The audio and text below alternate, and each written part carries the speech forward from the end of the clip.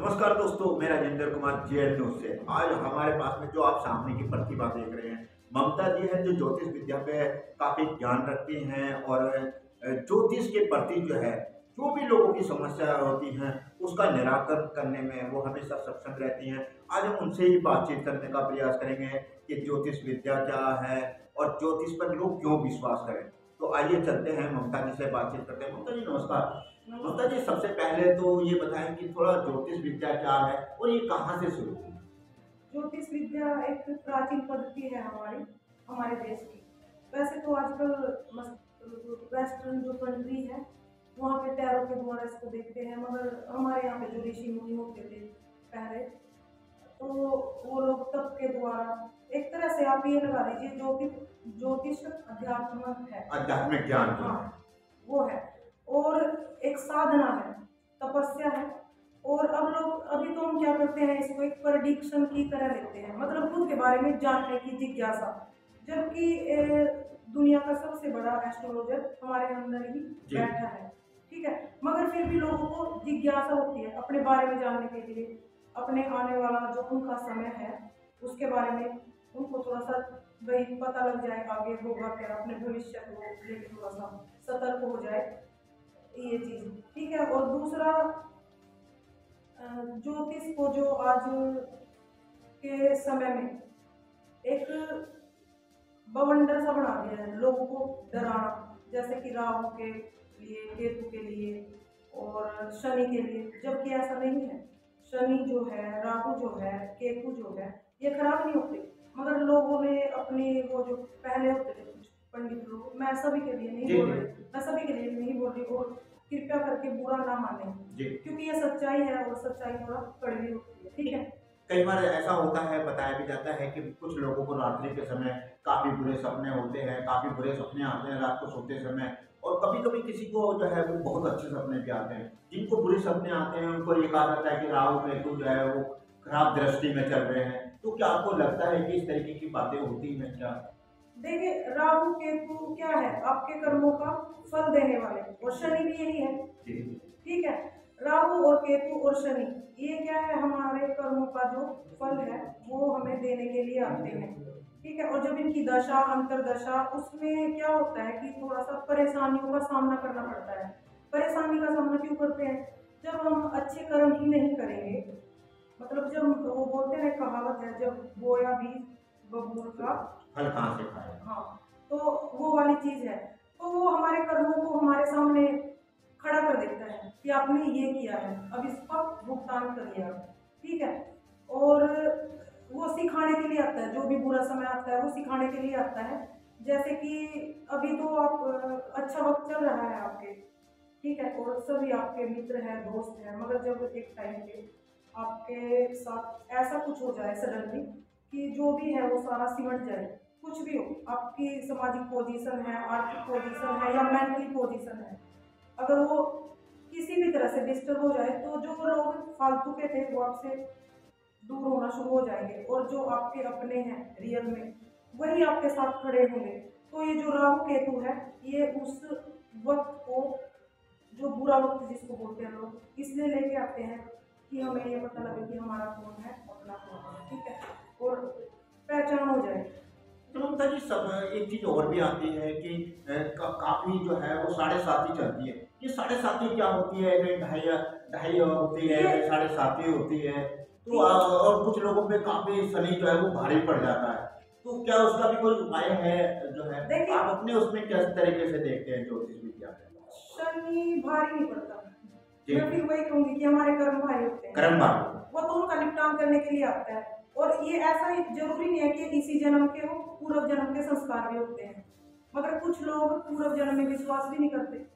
मगर अभी आपने एक स्वप्न के बारे में बोला था कि कुछ लोग डर जाते हैं सपने में, तो कुछ चीजें ऐसी होती हैं कि जो पूर्व जन्म में हमारे साथ घटित हो चुकी होती है। और सब कॉन्शियस माइंड, एक तो होता है चेतन मन और एक होता है अवचेतन मन, जिसमें वो रह जाता है। तो वो हमें आती है, एक अज्ञात सा भय देगी, बेचैनी देगी, और फिर हम अननेसेसरी सोचने लग जाएंगे, ठीक है। और कई बार तो नींद नहीं आती, अगर आएगी भी तो बुरे बुरे सपने आना या फिर एकदम से बीच में उठ जाना, जग जाना। वो क्या है, वो जो चीज़ बीत चुकी है, पूर्वाभास भी बोल सकते हैं उसको, वो चीज़ें आती है। तो आप किसमें आंखों में विश्वास रखते हैं या कैसे उसमें रखते हैं या कुंडली मैं देख करके? आप कुंडली मैं देख करके कुंडली कुंडली प्रेडिक्ट करती हूँ। बेसिकली चार्ट होता है, उसमें जैसे 12 भाव होते हैं उसकी, कुंडली के नौ जो ग्रह। 12 भाव होते हैं, क्या वो सब भावों का अलग अलग वो होता है? हाँ जी, अलग अलग मेथड होता है। देखिए कालपुरुष की कुंडली जो है वो मेष लगन की है। मेष क्या है, मंगल। कुछ लोग देखिए, अब जब बात चल ही रही है तो मैं थोड़ा सा मांगलिक दोष के बारे में यहाँ पे आपको बताऊंगी कि लोग है ना मांगलिक दोष को लेकर थोड़ा सा डर जाते हैं या उनको डराया जाता है, जबकि मंगल तो जीवन है। मंगल क्या है, आपके अंदर आपका ऊर्जा, जो आपके अंदर खून है, वो मंगल है। अगर आपके अंदर ब्लड ही नहीं रहेगा तो जी जाओगे क्या? नहीं जियोगे। अगर आपके अंदर जोश नहीं होगा, हिम्मत नहीं होगा, ठीक है, या फिर आत्मविश्वास नहीं होगा, तो क्या फिर आप एक भी कदम चल पाओगे? तो मंगल जीवन है, ऐसा नहीं है, वो हमें हौसला देता है मंगल। मगर उसको अलग तरीके से, जैसे कुछ पंडित है या कुछ ज्योतिषी अपने थोड़े से निजी स्वार्थ के लिए कि आप तो मांगलिक हो, ये नहीं करवाओगे तो फलाना हो जाएगा, आपका तो आपको बर्बाद ही हो जाओगे। मतलब एक तो बेचारा परेशान है पहले से ही, आपके पास परेशानी लेके आता है, ठीक। और फिर आप उसको मरे हुए को और मार देते हो उसके, मतलब अननेसेसरी चीजें। अच्छा ममता जी, ये भी चीज आती है ना कई बार की मंगलिक जैसे बात होती है शादी विवाह में जो है, तो लड़की भी मंगलिक की होनी चाहिए, हाँ, लड़का भी होना, तो इसका क्या क्या वो वो होता मैं है? बताती हूँ। देखिए क्या है, मंगल क्या है, मंगल होता है सेनापति ग्रह में। और जब मंगल आता है तो जो थोड़ा सा वैवाहिक सुख होता है ना, उससे दूरी हो जाती है। जो वैवाहिक सुख है थोड़ा सा, उससे दूरी हो जाती है। जैसे कि एक सैनिक होता है और वो दूरी रहता है घर से, वो उस चीज को भोग ही नहीं पाता, मतलब परिवार का सुख, परिवार से दूर होना। तो ये इसलिए बोला जाता है क्योंकि अगर लड़की भी मांगलिक होगी, लड़का भी मांगलिक होगा, तो उनका ये होगा कि दोनों की जो ऊर्जाएं हैं वो मैच करेगी, विचार थोड़ा सा मैच करेंगे, एक दूसरे को अंडरस्टैंड कर सकते हैं। मगर अगर लड़की गैर मांगलिक होगी या फिर लड़का मांगलिक नहीं होगा, तो लड़की हमेशा गुस्सा करेगी, चिड़चिड़ी रहेगी, बिना बात में झगड़ा करेगी, तांडव कर देगी। वो बोलते हैं तिल का ताड़ बढ़ाना। मेरे पास कई केस आते हैं, जैसे अभी सडन में एक केस चल रहा है, लड़के और लड़की के ना लव मैरिज थी, ठीक है, मगर लड़की क्या थी, मांगलिक थी, और लड़का मांगलिक नहीं था किसी भी तरह से।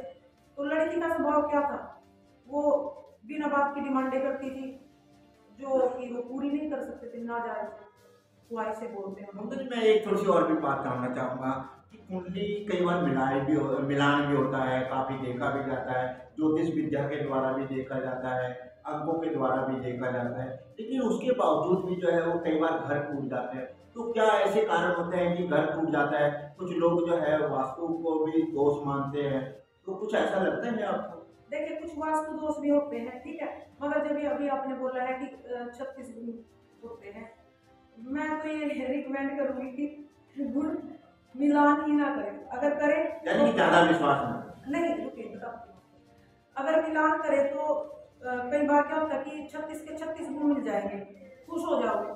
ऐसी कुंडली तो ब्रह्मांड में किसी किसी की बनती है, पूरी दुनिया में किसी किसी की बनती है, मगर आप एक चीज सोचिए ना, जो चीज सामने वाले के अंदर होगी उसके अंदर भी होगी बराबर।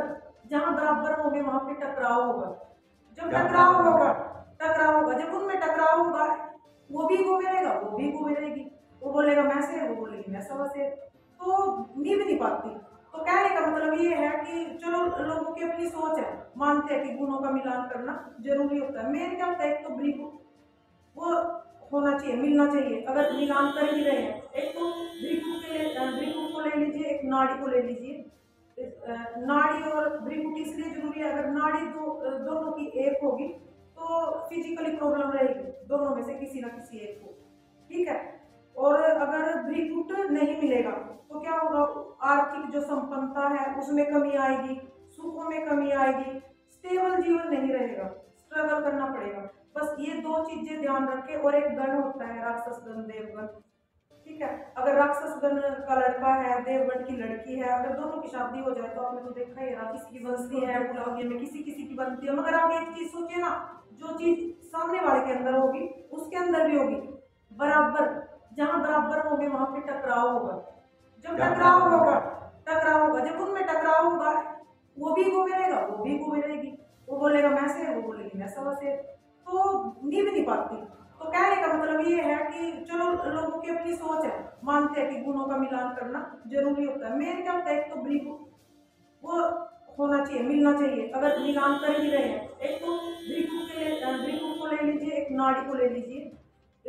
नाड़ी और ब्रीफ इसलिए जरूरी है, अगर नाड़ी दोनों की एक होगी तो फिजिकली प्रॉब्लम रहेगी, दोनों में से किसी ना किसी एक को, ठीक है। और अगर ब्रीफ नहीं मिलेगा तो क्या होगा, आर्थिक जो संपन्नता है उसमें कमी आएगी, सुखों में कमी आएगी, स्टेबल जीवन नहीं रहेगा, स्ट्रगल करना पड़ेगा। बस ये दो चीजें ध्यान रखें। और एक गण होता है राक्षस गण, देवगण, ठीक है। अगर राक्षस गण का लड़का है, देवगण की लड़की है, अगर दोनों की शादी हो जाए तो आपने तो देखा ही राक्षस और देवताओं की लड़ाई बनती है। चलते चलते मैं आपसे एक चीज और पूछना चाहूंगा, ये कहाँ से सीखी जाती है? क्या इसके लिए गुरु बनाया जाता है, अध्ययन किया जाता है, कैसे? थोड़ा ये तो देखिए आपका और ये प्रेरणा कहाँ से मिली आपको? क्यों ज्योतिष विद्या में आप आए और क्यों विश्वास किया? देखिए मैं आपको बताती हूँ, मेरा एक्चुअली सपना क्या था, IPS बनने का। मतलब मैं बहुत अच्छी स्टूडेंट भी थी, मैं बताती हूँ आपको सारा कुछ। बोलते हैं ना, कर्म आपको खींच लेता है, और जो आपका कर्म है ना वो आपको करना ही पड़ता है। जो आपकी ड्यूटी है, परमात्मा ने जो आपको ड्यूटी दी है वो आपसे ले ही लेगा। कब लेगा, कौन से समय में लेगा, ये कुछ पता नहीं होता, ठीक है। तो मेरा क्या था, IPS बनने का मेरा सपना था। स्टडी में भी अच्छी थी और वैसे भी अच्छी थी।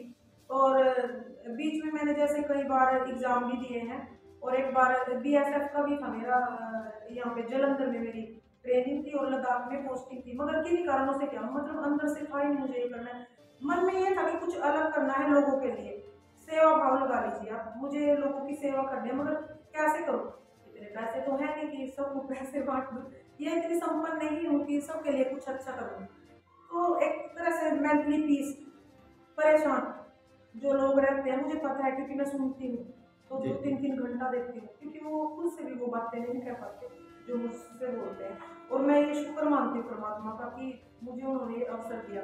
अब मैं विषय से ना भटकते हुए वहीं पे जाती हूँ कि कहाँ से सीखा जाता है, बनते क्यों है। तो मेरा IPS बनने का सपना था, मैं नहीं कर पाई, मतलब कुछ भी लगा हुआ बन सकती थी, दिमाग भी था, मगर नहीं कर पाई। फिर मैंने स्टडी जारी रखी, मैंने कंप्यूटर से MA किया है, और जितनी भी एजुकेशन है मेरे को कंप्यूटर में ही रही है। और फिर उसके बाद फिर मैंने दोबारा से मास्टर की। ये करने के बाद फिर लगा कि अब क्या करूँ, क्योंकि स्टडी से मेरा मन नहीं भरता था। फिर मुझे ये लगा कि जैसे ज्योतिष विद्या होगी, ये सब कुछ ये शुरू हुआ मेरा जब मैं पढ़ती थी कॉलेज टाइम में, शादी के विषय में। मैं शादी नहीं करना चाहती थी। अच्छा, तो फिर भी शादी कर लिया मैं बताऊंगी। मगर क्या है कि मुझे ये था कि मुझे शादी नहीं करनी, और मेरी फैमिली मेरी शादी ना करे, कोई ऐसा उपाय हो सकता है। तो इस दौरान मैं ज्योतिषों के चक्कर में पड़ गई, ठीक है। तो वो मेरा इंटरेस्ट बन गया, कब मेरी रुचि हो गई इसमें मुझे भी नहीं पता लगा, ठीक है। रुचि लेते पता नहीं लगा, मगर मुझे ये हो कि मुझे ये करना चाहिए। मैं इसको एक्स्ट्रा में, मैंने इसको पार्ट टाइम में रख लिया और स्टडी भी करती रही। फिर मैंने हेल्थ में भी किया, जैसे मेडिकल लाइन में भी मैंने डिप्लोमा किया, मगर वो भी नहीं कर पाई, मतलब छोड़ दिया। पूरी बात मैंने वो छोड़ दिया बीच में। अब बात वो है ना कि आप जो भी करते हो, मैं वो क्लियर करना चाहती हूँ, समझ। तो मैंने नहीं किया। फिर मैं क्या हुआ कि फिर मैं स्कूल में पढ़ाती थी, बोर्ड में स्कूल में मैंने 3 साल वहाँ पर पढ़ाया, साइंस पढ़ाई है बच्चों को। मेरा मन वहाँ पे भी नहीं लगा, मैंने वो जॉब छोड़ दी बोर्ड में। फिर मैंने 1 साल भी नहीं, 11 महीने ही गवर्नमेंट बैंक में जॉब कर दी थी, मैंने वो भी छोड़ दी। लोग गवर्नमेंट जॉब के लिए भागते हैं, मगर मैं छोड़ के आ गई, क्योंकि मन नहीं था, मुझे था कि मुझे अलग करना है। तो और शायद परमात्मा नहीं चाहता था कि मैं ये करूँ, क्योंकि वो मेरे लिए नहीं बना था जो फील्ड में मैं काम कर रही थी। तो फिर मैं जो ये ज्योतिष का था, जो सीखने की जिज्ञासा थी, जो मैं सीखती थी और करती भी थी, तो फिर मैंने सोचा क्यों ना इसको प्रोफेशनल ही बना हुआ और लोगों की मदद करूँ किसी भी तरह से, क्योंकि कितने लोग परेशान हैं, मेंटली डिस्टर्ब रहते हैं, ठीक है। और फिर कुछ तो लोग पिट भी जाते हैं, कईयों को मैंने देखा है कि प्रॉपर्टी पूरी, ये सियाने वगैरह, ये जो भी होता है, माता बोलते हैं कुछ लोग, माता आती है। मुझे एक चीज़ बताइए आप, परमात्मा को प्रकट करने के लिए तपस्या करनी पड़ती है। मतलब कि भगवान की प्राप्ति के लिए सेवा करनी पड़ती है, तपस्या करनी पड़ती है उनके दर्शन के लिए। जैसे कि भगवान राम जी ने किया था, श्री रामेश्वर में माता जी की तपस्या की थी, दुर्गा माता की, और भगवान शिव की तपस्या की थी। और तो ये जो बोलते मेरे अंदर माता आपकी है, ये आपका है, तो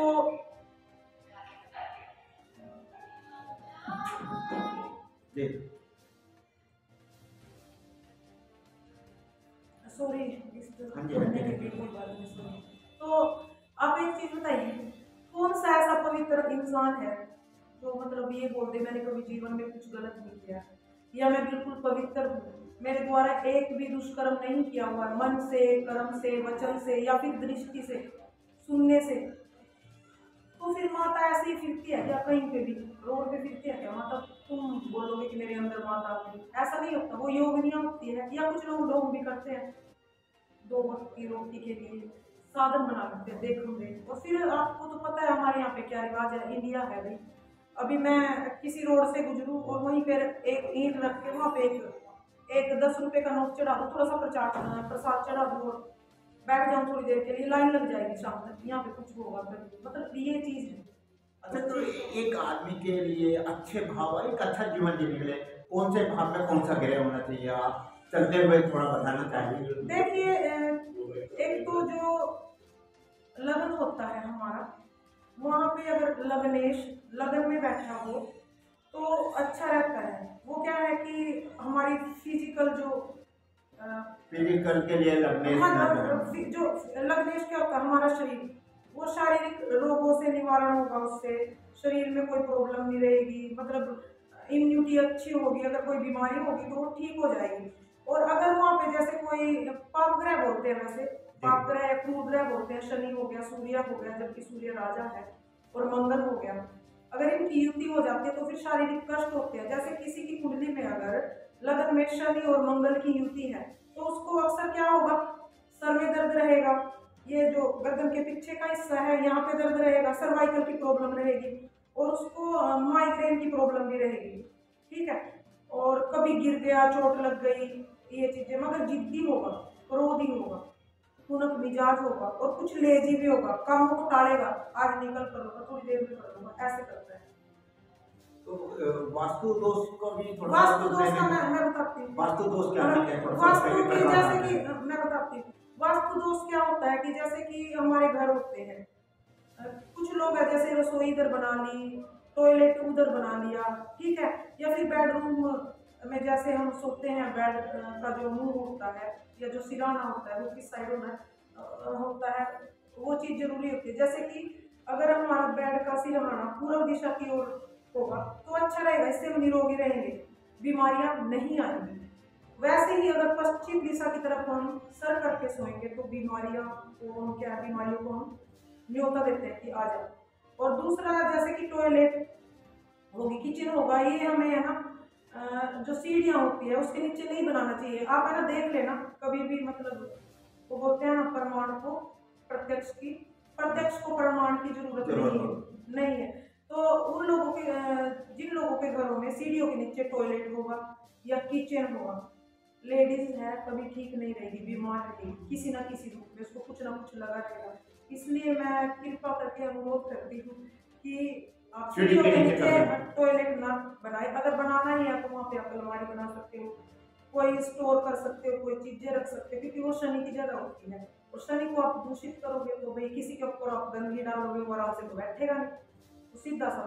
देखिए, बात बड़ी लंबी थी, चर्चाएं थी, हम आगे एपिसोड में और भी बातचीत करेंगे, ममता जी से और भी विषय पर बातचीत करेंगे।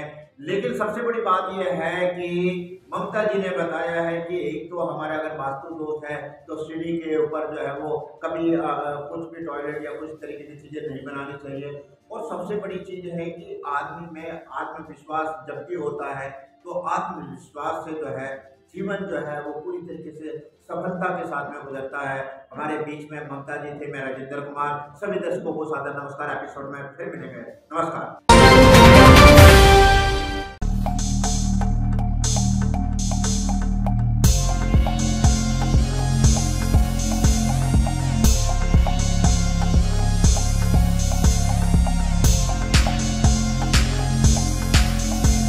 JL न्यूज़, नया जमाना, नई सोच।